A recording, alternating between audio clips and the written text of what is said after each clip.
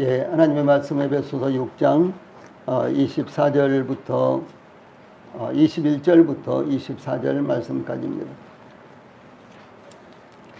하나님의 말씀 에베소서 6장 21절부터 24절 말씀, 에베소서 제일 마지막 부분입니다.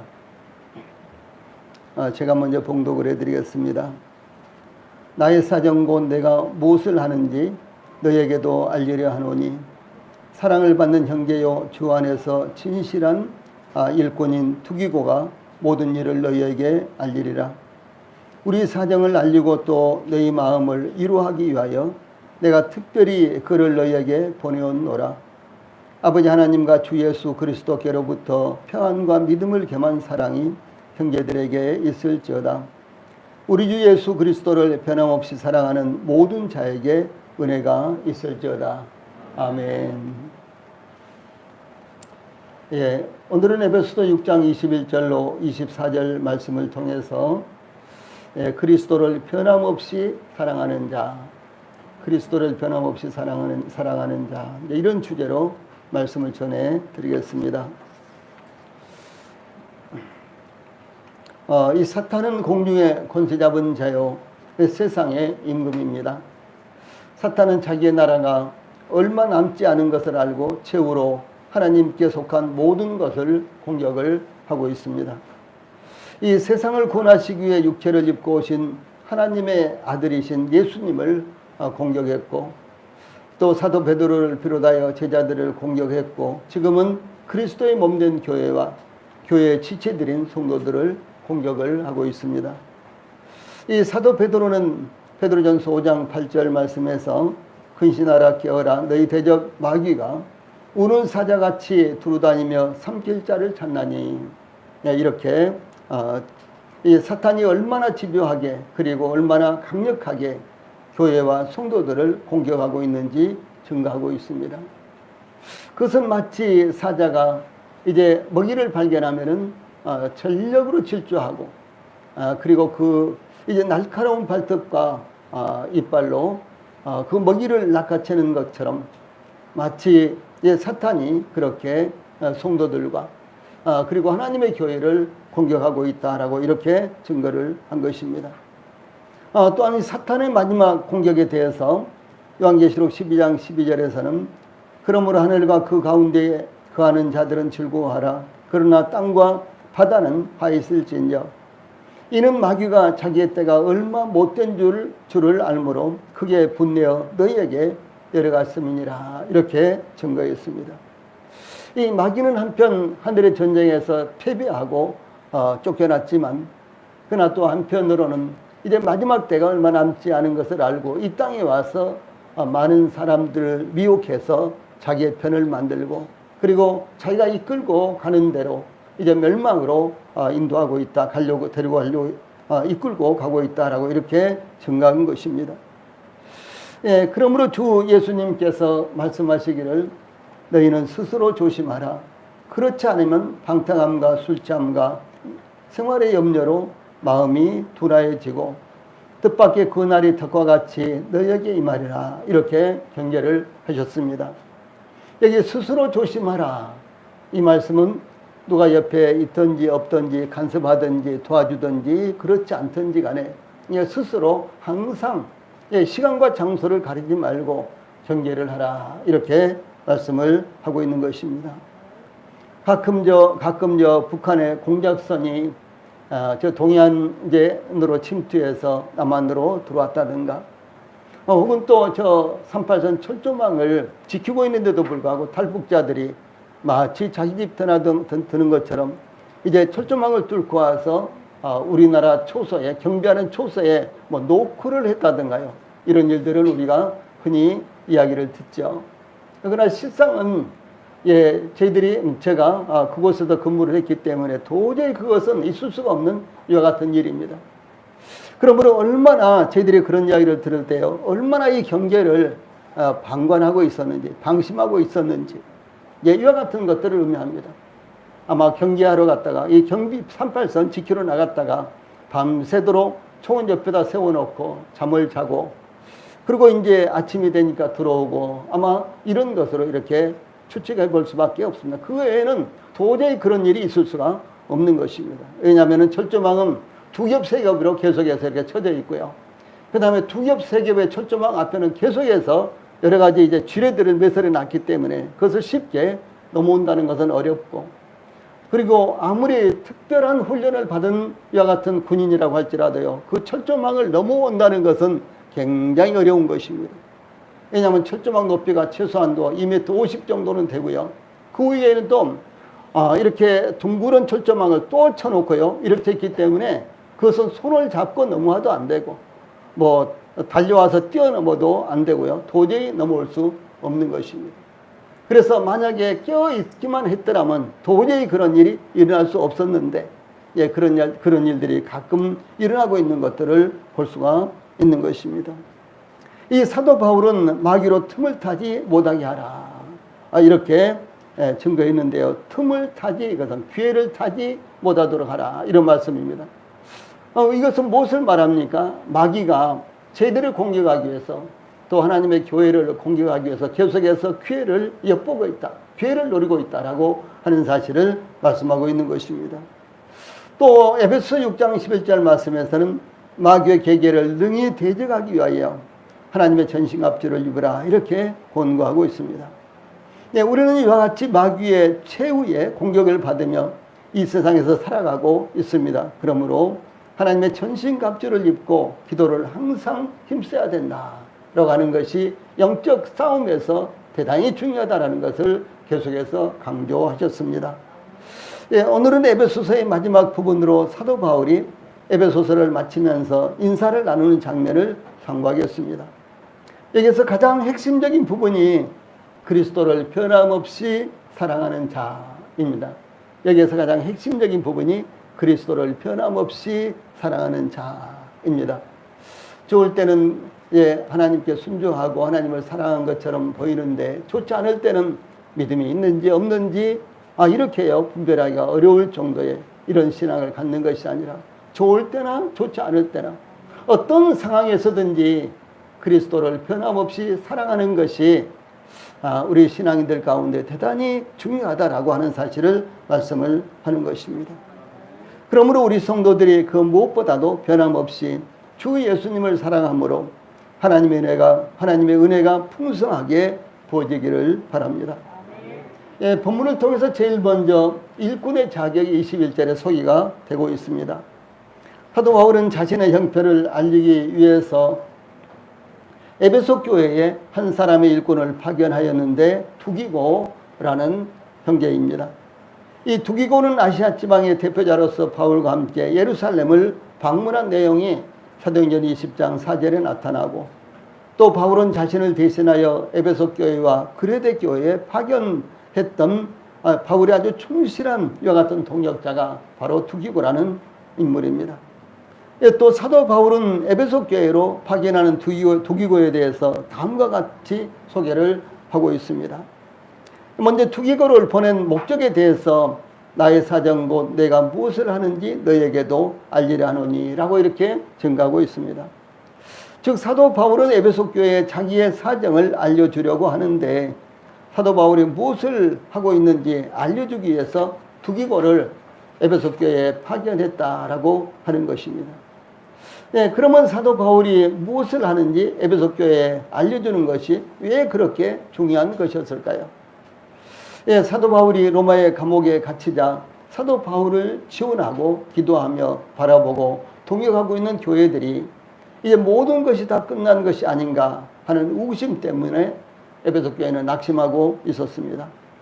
예, 이들 교회들은 사도 바울의 전도를 위해서 기도와 물질로 동역하고 있었습니다. 그런데 사도 바울이 로마의 감옥에 갇힘으로 모든 것이 무산된 것 같아서 허탈하게 되었던 것입니다. 예, 저희들도 애국에 있는 교회들, 또 애국에서 선교하고 있는 이와 같은 선교사들을 위해서 기도하고 있습니다.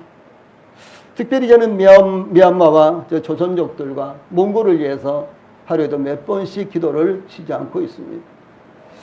예, 미얀마의 사정을 이렇게 보면은 미얀마는 참 70년대만 해도 우리나라와 어깨를 이렇게 함께 했던 이와 같은 발전된 나라였습니다. 아니, 우리나라보다도 더 나은 나라였었죠. 예, 그런데 이제 군사정권이 들어와서 이제 독재가 이렇게 이루어지고, 예, 그러므로 말미암아 정치적인 이런 이제 이 잘못된 이와 같은 정책들이 실행이 되고, 그리고 이제 또 정치가 그러니까 또 경제도 이제 발전하기보다는 오히려 마이너스 성장이 이루어져서 지금은 오히려 빈국 가운데 하나로 전락을 해버리고 말았습니다.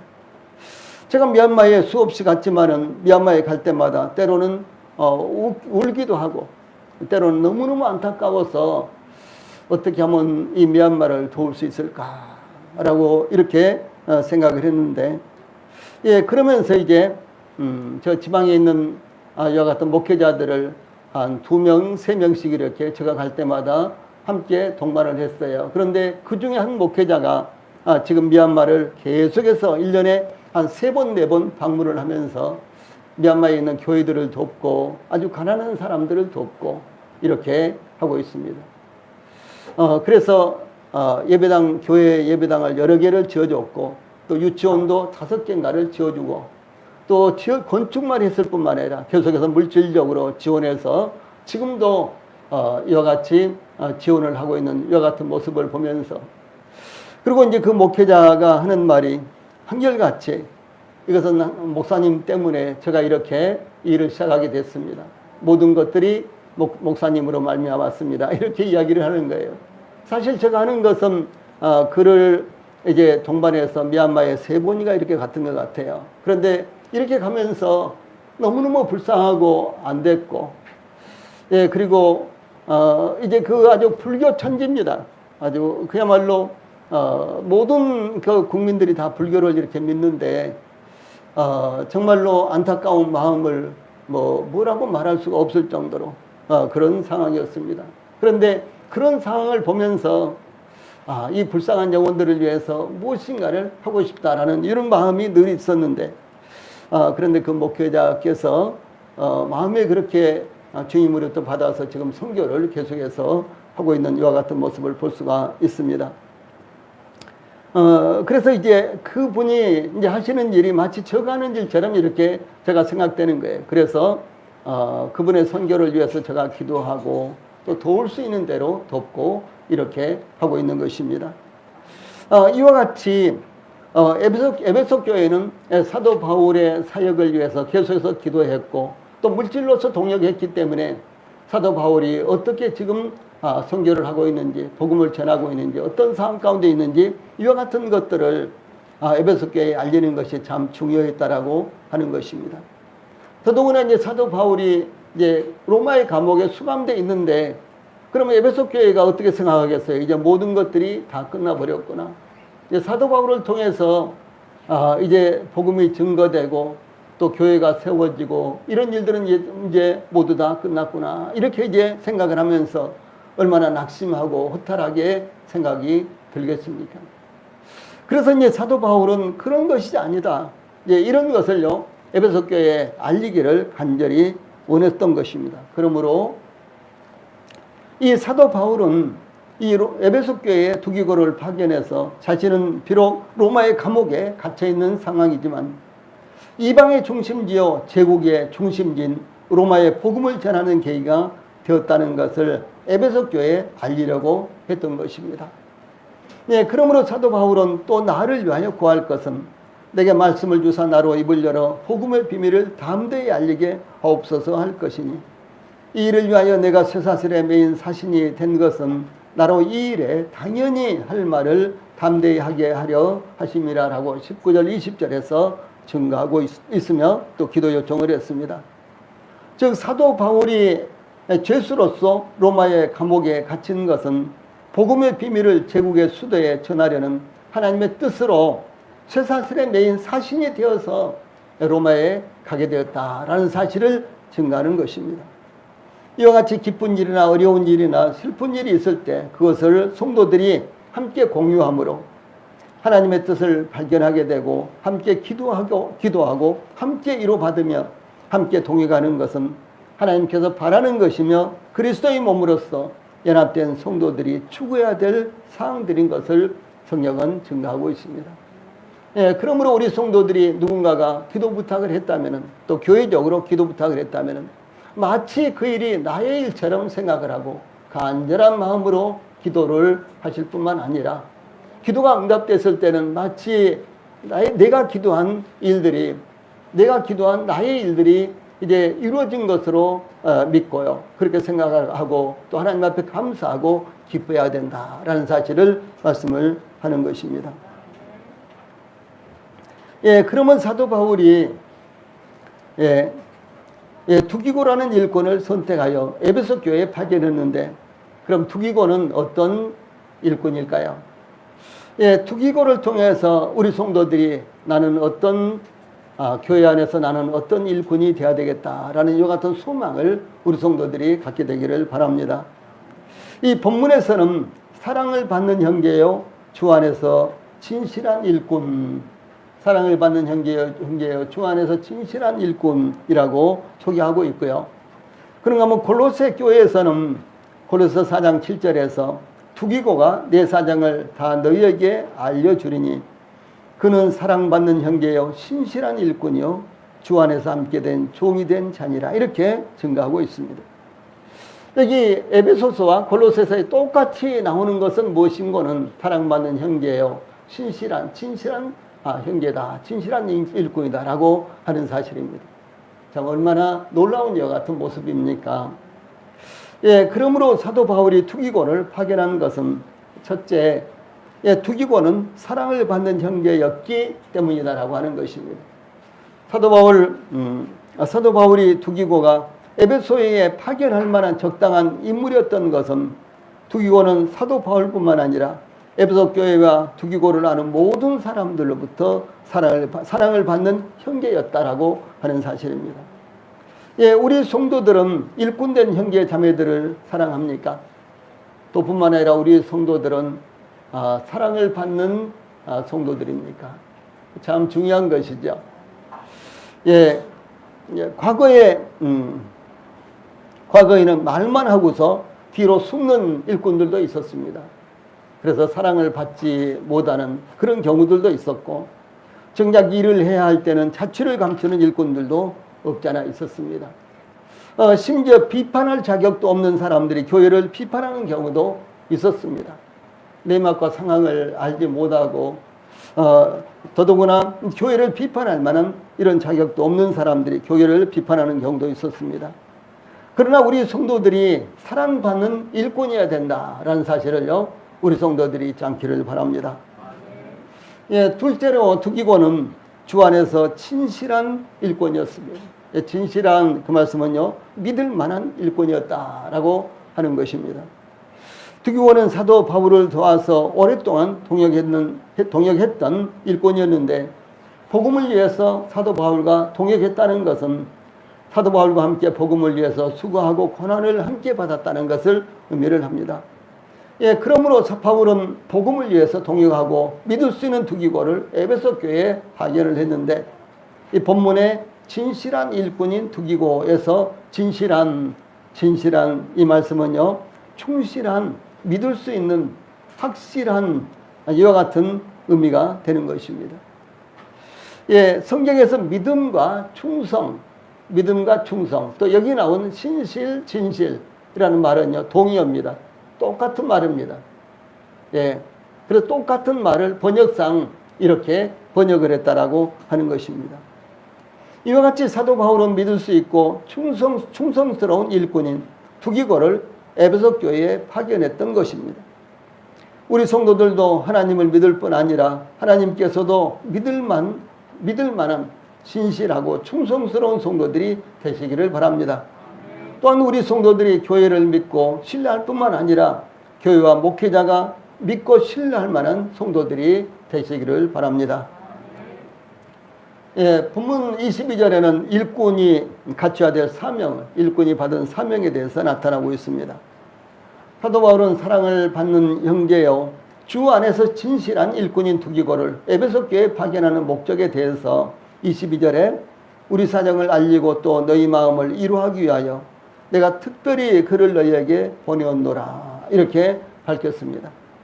우리 사정을 알리고라는 이 말은요, 같은 목적을 위해서, 같은 목적을 위해서 그런 말인데, 즉 사도 바울과 에베소 교회가 같은 목적을 갖고 있었다라고 하는 것을 의미합니다. 이거 얼마나 참 중요합니까? 우리 모든 성도들이 주님 안에서 같은 목적을 갖고 있어야 되는 것입니다.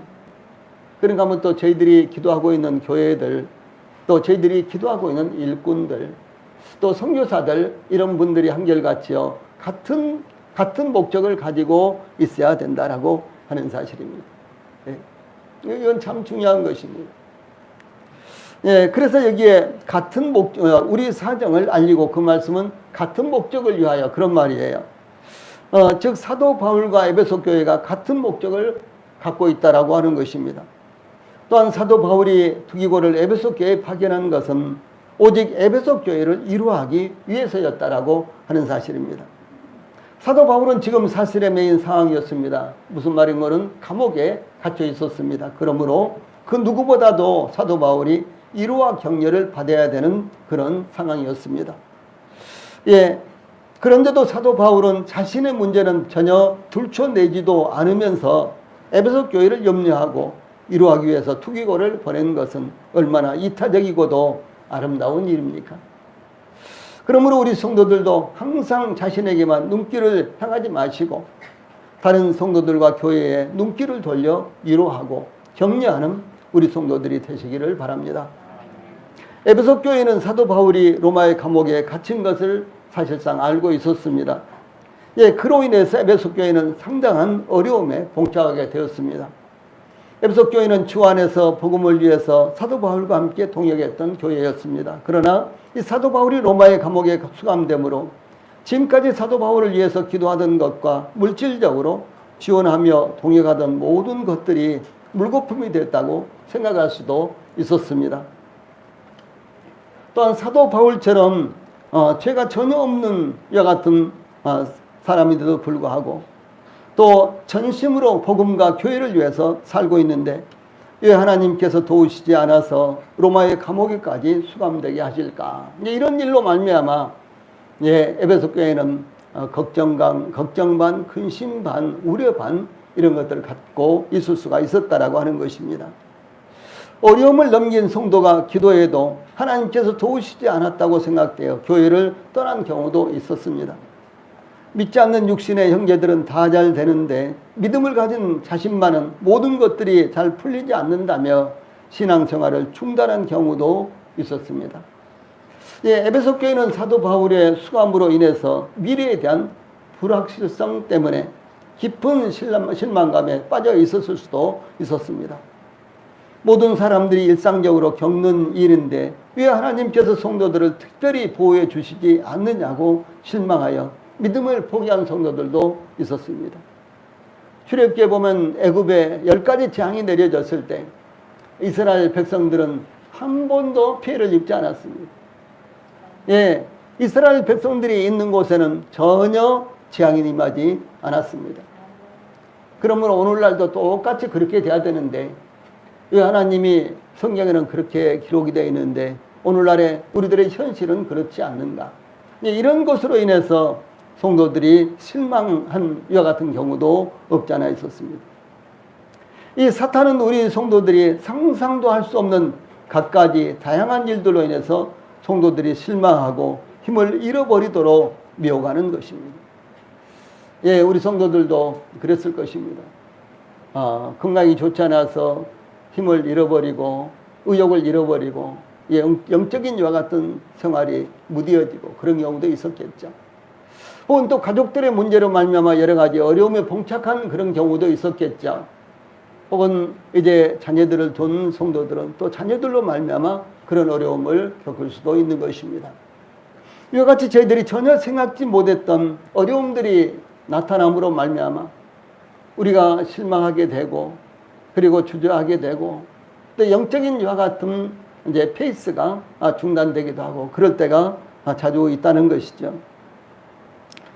그러므로 사도 바울은 두기고를 에베소 교회에 보내서 사도 바울의 사정을 알리고 에베소 교회를 위로하며 격려하며 그들의 용기를 북돋아 주기 위해서 파견한 것입니다. 사도 바울은 디모데에게 편지하면서 디모데후서 1장 8절에서 자, 위에 있는 말씀 같이 읽어봅시다. 시작. 그러므로 내가 우리 주의 증거와 또는 주를 위하여 갇힌 자 된 나를 부끄러워 말고 오직 하나님의 능력을 쫓아 복음과 함께 고난을 받으라. 예, 그 다음에 디모데후서 1장 12절 말씀, 가운데 있는 말씀 같이 읽어봅시다. 시작. 이로 말미암아 내가 또 이 고난을 받되 부끄러워하지 아니함은 내가 믿는 자를 내가 알고 또한 내가 의탁한 것을 그날까지 그가 능히 지키실 줄을 확신합니다. 이렇게 이 디모데에게 편지를 보냈습니다. 내가 지금 로마의 감옥에 갇혀 있지만 나 때문에 부끄러워할 것이 없다. 그것입니다. 또 뿐만 아니라 디모데야, 내가 복음 때문에 고난을 받지만 그것으로 말미암아 부끄러워하지 마라. 이렇게 격려를 하고 있는 것입니다. 네, 실제로 이 디모데후서를 기록할 때는 사도 바울이 로마의 감옥에 제2차로 갇혀 있을 때였습니다. 그리고 이 디모데후서를 읽어보면은 이제 사도 바울이 디모데후서를 디모데에게 쓰면서 자신이 이 로마의 감옥에서 석방되지 못하고 로마의 감옥에서 결국은 죽게 될 것을 예상하고 있었어요. 그리고 결국은 그 예상대로 사도 바울은 풀려나지 못하고 디모데후서를 이제 디모데에게 보낸 후에 순교를 당했습니다. 네, 그런 입장에 있었던 사도 바울이 나로 말미암아 디모데가 이제 시리에 빠지면 어떻게 할까? 나로 인해서 디모데가 낙심하면 어떻게 할까? 이것이 너무 걱정됐던 거예요. 예, 마찬가지로 사도 바울이 에베소서를 쓸 당시는요, 로마의 감옥에 1차로 갇혀 있을 때였습니다. 1차로 갇혀 있을 때였는데, 내가 로마의 감옥에 갇혀 있음으로 말미암아 에베소 교회나 빌립보 교회 같은 교회, 또 데살로니가 교회 같은 교회, 이런 교회들은 이 사도 바울의 사역을 아주 전적으로 지원을 했던, 그리고 기도했던 이와 같은 교회들이었습니다. 그런데 이런 교회들이 그렇게 사도 바울 자신을 위해서 기도하고 그렇게 계속해서 물질을 보내서 복음을 전하도록 지원했는데, 내가 로마의 감옥에 갇힘으로 말미암아 그들이 얼마나 실망하고 낙심할까? 이와 같은 것들이 사도 바울에게 염려가 되었다는 사실입니다. 예, 또 뿐만 아니라 이렇게 디모데에게요, 자신이 감옥에 수감되어 있지만 그곳으로 인해서 부끄러워하거나 실망하거나 복음을 전하는 것을 중단하지 말라고 공고하고요. 또 사도 베드로는 만일 그리스도인으로 고난을 받은 즉 부끄러워 말고 도리어 그 이름으로 하나님께 영광을 돌리라 라고 이렇게 교훈하고 있습니다. 예, 예수님 믿는 것 때문에, 그리스도인이라는 것 때문에, 복음을 전하는 것 때문에, 예, 교회에 나가는 것 때문에 고난을 받는다면 그 일로 말미암아 부끄러워 말고 오히려 그 일을 자랑스럽게 여기고 그것으로 말미암아 하나님 앞에 영광을 돌리라. 이렇게 사도 베드로는 증가하고 있는 것입니다. 또 사도 바울은 두기고를 에베소 교회에 파견하면서 내가 특별히 그를 너희에게 보내었노라 라고 이렇게 특별이라는 단어를 사용해서요, 소식을 전하고 있는데, 사실은 이 특별히라는 단어는 원문에는 다른 단어입니다. 그러나 두기고를 에베소 교회에 파견한 특별한 목적 때문이었기에 그렇게 붙여진 것입니다. 사도 바울이 두기고를 선발한 것이나 에베소 교회에 일꾼을 보내야 했던 것도 에베소 교회에 사도 바울과 동역하는 이와 같은 일꾼을 보내야 했던 것이 그만큼 중요했다라고 하는 것입니다. 특별히 중요했다라고 하는 사실입니다.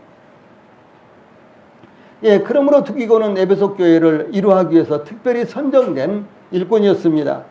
사도 바울 곁에는 수많은 일꾼들이 있었지만 두기고가 가장 적절한 인물로서 선정되었던 것입니다.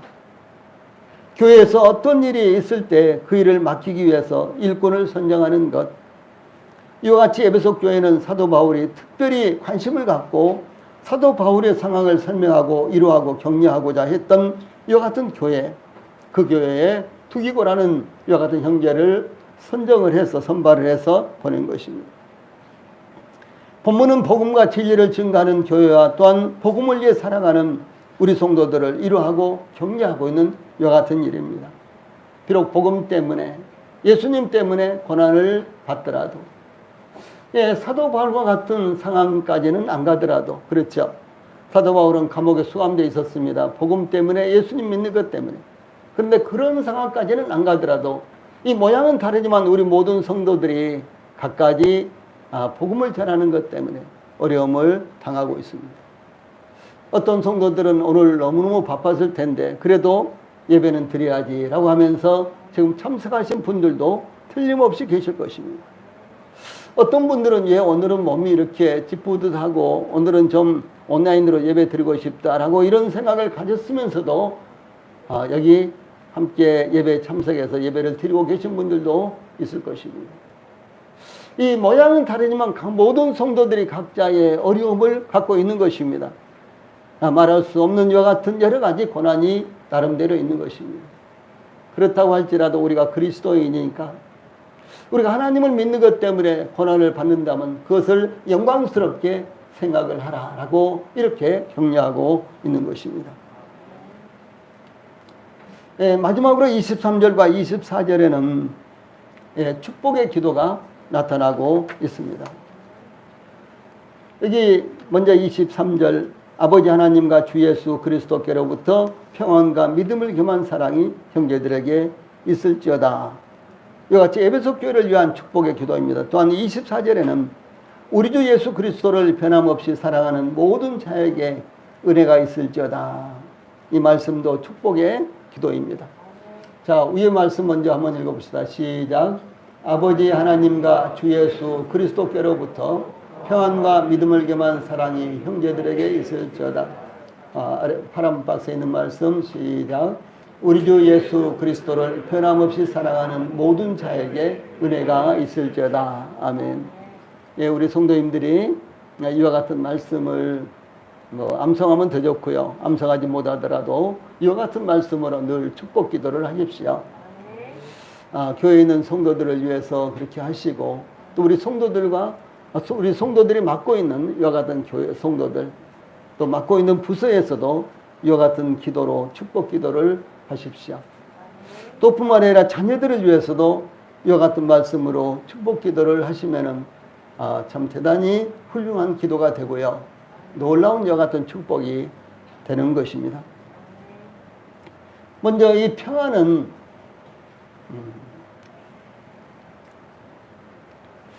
아버지 하나님과 주 예수 그리스도께로부터 평안과 그랬죠. 이 평안은 아버지 하나님과 주 예수 그리스도께로부터 오는 것입니다.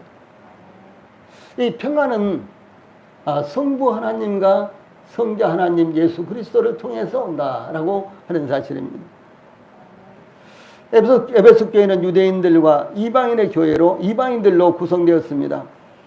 유대인들은 이방인들을 개나 돼지와 같은 부정한 짐승처럼 여겼고요. 유대인들은 이방인들과 한 자리에 앉거나 음식을 같이 먹거나 접촉하지 않았습니다. 유대인들은 율법을 지킴으로 의롭게 된다고 생각을 했습니다. 그러나 이방인들은 하나님과 성경도 약속도 없는 사람들이었습니다. 이런 사이였지만 그러나 예수님의 십자가에서 유대인과 헬라인 즉 이방인들은 차별 없이 예수님 안에서 의롭다함을 얻었습니다. 그러므로 사도 바울은 에베소 2장 14절에서 그는 우리의 화평이신지라 둘로 하나를 만드사 원수된 것 곧 중간에 막힌 담을 자기 육체로 허무시고 라고 이렇게 증거했습니다. 둘로 하나를 만드사라는 말씀은 유대인과 이방인을 그리스도 안에서 한 몸으로 그러니까 교회로 부르셨다라고 하는 것입니다. 그것은 예수님께서 십자가에 못 박혀 죽음을 당하심으로 중간에 막힌 담 즉 하나님께서 유대인과 이방인을 분리시킨 것과 유대인 스스로 자신들을 이방인들과 분리시켰던 것, 그 분리의 벽을 해체시켰던 것이 바로 예수 그리스도의 십자가입니다. 그러므로 유대인과 이방인은 그리스도 안에서 한 몸을 이루게 되었는데 그것이 바로 교회다라고 하는 것입니다. 이와 같이 그는 우리의 화평이시니라. 누가? 하나님 곧 예수 그리스도가 우리의 화평이십니다. 한번 해봅시다. 그는 우리의 화평이시니라. 예, 사람이 만들어낸 화평, 평화는 일시적인 것이며 온전하지 않습니다. 다만 하나님께서 예수님을 통해서 우리에게 주신 화평은 영원한 것입니다. 그러므로 주 예수님께서 말씀하시기를 요한복음 14장 27절에서 평안을 너희에게 끼치노니 곧 나의 평안을 너희에게 주노라. 내가 너희에게 주는 것은 세상이 주는 것 같지 아니하니라. 이렇게 증거했습니다. 그는 우리의 화평이십니다. 곧 예수님은 우리의 화평이십니다. 우리는 주 예수님 안에서 안전하며 영원한 소망을 갖고 영원한 평안을 갖게 되는 것입니다. 그 다음에 23절에 믿음을 겸한 사랑이라는 말이 나옵니다. 믿음을 겸한 사랑. 이것은 이 사랑은 믿음을 동반해야 온전한 구실을 하며 절제 없고 생산성이 없는 사랑이 되지 않는다라고 하는 것입니다. 사랑하지만 상대방에게 신뢰를 받지 못한다면 어떤 열매도 맺을 수가 없습니다. 먹는 것을 지나치게 좋아하는 분들이 있습니다. 그러나 먹는 것을 좋아하더라도 절제하지 못한다면 그것은 병이 되고 자신을 죽이는 것이 되고 마는 것입니다. 자녀를 사랑하는 것도 절제된 사랑이어야 자녀를 바르게 양육시킬 수 있습니다. 이와 마찬가지로 사랑은 믿음을 겸비할 때 그리스도 안에서 온전한 사랑이 되는 것입니다. 그러므로 우리 성도들에게도 하나님 아버지와 주 예수 그리스도께로부터 오는 평안이 넘치며 믿음을 겸한 사랑이 풍성하도록 영적 싸움에서 승리할 수 있기를 바랍니다. 다음에 사도 바울이 이제 에베소교회를 향해서 마지막으로 축복한 것은 우리 주 예수 그리스도를 변함없이 사랑하는 모든 자에게 은혜가 있을지어다. 이와 같은 말씀입니다. 하나님의 은혜가 우리 주 예수 그리스도를 변함없이 사랑하는 모든 자에게 있기를 기원하는 축복이 되는 것입니다. 우리 성도들이 우리 주 예수 그리스도를 변함없이 사랑하십니까? 주 예수님께서 부활하신 후에 나 뜨거워서 주님을 대면하기도 부끄러운 베드로를 향해서 주 예수님께서 이렇게 물으셨어요. 요한의 아들 시몬아 베드로야, 그런 말입니다. 내가 이 사람들보다 나를 더 사랑하느냐, 이렇게 물었습니다. 사실 베드로는 부활하신 주님을요, 그리고 부활하신 주님 앞에 나서기도 낯뜨거운 사람이었습니다. 그렇죠. 얼굴을 줄 수도 없는 이와 같은 입장에 있었습니다. 그런데 예수님께서, 부활하신 예수님께서 베드로에게 첫 마디가 내가 이것들보다도, 이 사람들보다도 나를 더 사랑하느냐, 이렇게 물으신 겁니다. 그때 베드로는 주님 그러하나이다. 내가 주를 사랑하는 줄 주님께서 아시나이다. 이렇게 대답했습니다. 그런데 예수님께서 두 번째 물었을 때도 동일하게 베드로는 대답을 했는데요. 예수님께서 세 번째 물으시니까 똑같이 물으시는 거예요. 그러니까 베드로가 근심하여 이르되 주님 모든 것을 아시오니 내가 주님을 사랑하는 줄을 주님께서 아시나이다. 라고 이렇게 대답을 했습니다. 주 예수님께서는 베드로에게 내가 이 사람들보다 나를 더 사랑하느냐, 이렇게 물었죠. 이 사람들보다도. 어떤 성경 번역에는 이것들보다도 그랬는데 여기 이것들, 이 사람들, 이것이 중성명사로 되어 있어요. 예, 그래서 뭐 이 사람들 이렇게 번역해도 되고요. 이것들 이렇게 번역을 해도 되는데, 이제 문맥상을 볼 때 이것들보다도 이 사람들이 옳습니다. 예, 그것은 무엇을 말하는 거는 베드로에게요. 주 예수님께서 베드로에게 여기 지금 배도 있고, 그리고 물고기를 잡을 수 있는 그물도 있고, 이런 기구들이 있는데 베드로야, 이것들보다도 나를 더 사랑하느냐, 이렇게 물으신 것이 아니고요. 베드로에게 여기 지금 다른 제자들도 있는데 이 제자들보다도 너가 나를 더 사랑하느냐, 이렇게 물었던 것으로 문맥상에 이렇게 볼 수가 있는 것입니다. 이 사도 바울이 에베소 교회를 향해서 마지막으로 축복한 것은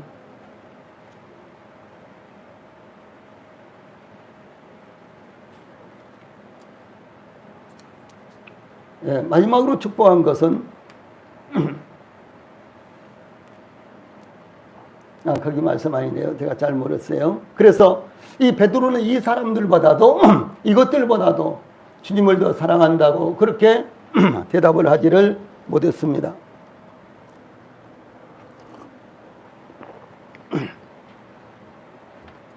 마지막 만찬을 나누신 후에 주 예수님께서 기드론 시내를 건너서 감람산 겟세마네 동산으로 들어가실 때에 제자들은 찬미하며 개선장군처럼 예수님을 따라갔습니다.